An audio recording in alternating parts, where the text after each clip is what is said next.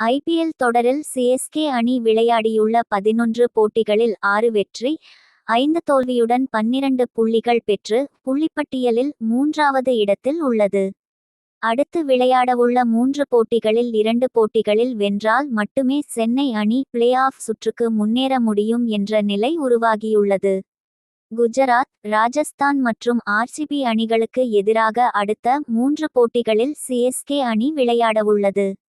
ஆனால் சிஎஸ்கே அணியின் பதிரானா, தீபக் சஹர், கான்வே, முஸ்தபிசுர் ரஹ்மான் உள்ளிட்ட நட்சத்திர வீரர்கள் பலரும் விலகியுள்ளனர்.